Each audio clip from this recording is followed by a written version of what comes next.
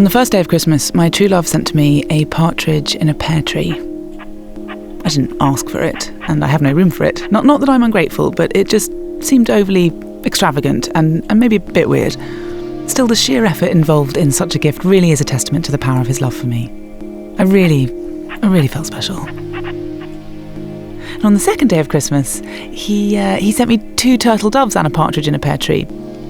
I was still reeling over the first pear tree with a partridge in it, and then he sends another one. Plus 2 turtle doves. I mean, I know nothing about caring for birds, but now I have 4 of them in my flat, and this is when I started to wonder about him. On the third day of Christmas, he sent me 3 French hens, 2 turtle doves, and yet another fucking partridge in a pear tree. More birds? I was like, what the hell is going on? So I invited him over and we had a talk, and he got pretty upset, which hurt me because he's my true love. But he agreed that maybe he'd gone too far and he pledged to redeem himself. His way of redeeming himself turned out to be by sending me more birds. The next day, the 4th day of Christmas, he sent me 4 calling birds and everything else all over again, and this is when I began to have serious doubts about our relationship. The refuse collection people won't take away whole trees, so I was chopping one to bits in my front yard when his next gift arrived. And it was the 5th day of Christmas, and he sent me 5 gold rings. Why 5? Beats me. Plus all the stuff he'd already sent me before. I gave up chopping, it was useless. A new tree arrives each day. I was overrun with hens and doves, and they were shitting everywhere. I called his parents to say that I was worried about his mental health, and that's when I realised the root of the problem. His mother said, "Isn't he the most romantic man in the world?" And I was like, oh shit. The phone call didn't make a dent. At daybreak, 6 geese a-laying arrived by mail wrapped in red bows. And when geese lay, they make a terrible noise akin to what I'd expect a goose being brutally murdered to sound like. I probably don't need to mention that he sent everything all over again too, but I will, just to help you imagine my personal hell during this period and the pure devastation caused to my 1-bedroom flat. I called him, but I only got an answer phone message that was personalised for me alone, which informed me that he couldn't answer because he was out buying tools. A volt of alarm shot through my veins. I woke the next morning to find 7 swans swimming at my front door. Not only had he sent the swans, apparently for them to be the perfect gift, they had to be swimming, so he dug a pond in my front yard. Back-breaking work, given that it's solid concrete. Oh, and guess what? He sent everything else again too. I called the police. They came over, but when I told them about the situation, they were just like, "Hey, nice swans, he built that pond? What a lovely gesture." And I was like, oh my God, I'm completely alone in this problem. The next morning, I'm knee-deep in the pond, wrestling a full-grown adult male swan when the next gift arrived. It was the 8th day of Christmas, and 8 maids a milking just walk into my flat. And you know what they were milking? Cows. They each brought a cow.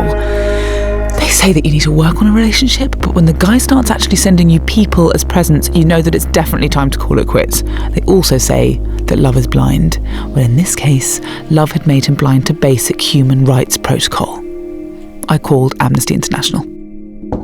So the guys from Amnesty turn up in festive paper crowns and tinsel scarves and get along famously with the maids.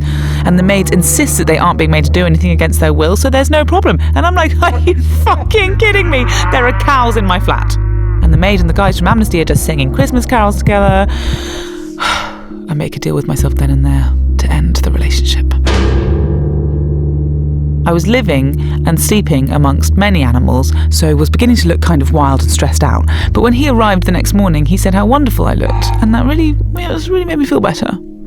He's very sweet. And then he summoned his latest gift. It was the 9th day of Christmas, and 9 ladies dancing entered my flat. 9 more mouths to feed, 9 more people using my bathroom. It was bedlam. I told him it was over, and he was shocked. I'll never forget it. He mumbled, "After everything I've done," and walked away. The next morning, I am cleaning a hell of a lot of goose feces from my carpet, yet I'm feeling really bad about ending the relationship. Then 10 lords a-leaping show up, claiming they are a gift of utmost love from my true love, and my resolve strengthens. And these are proper lords too, dressed in high society clothing. And they're leaping about so much that the birds are going mental, and I'm like, he got lords to do this? I'd have thought they'd be too busy. I start to wonder if I'm the crazy one. And then to add to my misery over the state of my bathroom, one of the lords has diarrhea. On the 11th day, 11 pipers piping show up at my front door, and I'm thinking, I don't even know how he has the money or influence to make this happen. Do I even know him? What kind of a person can pull off this whole elaborate display of affection? Does his family have crazy connections or something? It's actually, despite its startling craziness, pretty damn impressive. On the 12th day of Christmas, he sends me everything all over again, plus 12 drummers drumming, and the noise is crazy. The drumming and incessant piping sets off the swans, which sets off the geese, etc., etc., and the whole thing is a fucking nightmare. And at this point, I've lost count of how many people and animals are in my house. It stinks to high heaven, and the swans are very aggressive and have demolished many of the French hens.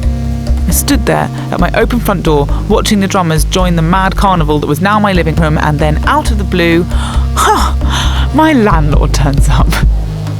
I did the only thing I could. I ran. I moved out and left everything. And that's how I ended up here on this beach with you guys. Away from the threat of more gifts. Away from my true love. Away from Christmas.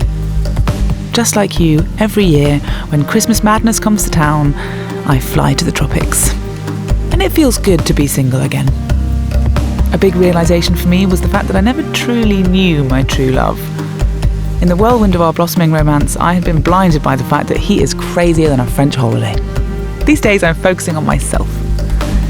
I still think of him occasionally. Every time I hear someone playing drums, or if I hear a certain bird call, my heart drops and I spin around expecting a bombardment of gifts. But then I look closer and see that these are free birds. Birds on the beach. Swallows riding the warm zephyrs of the southern equator. Merry Christmas, everyone.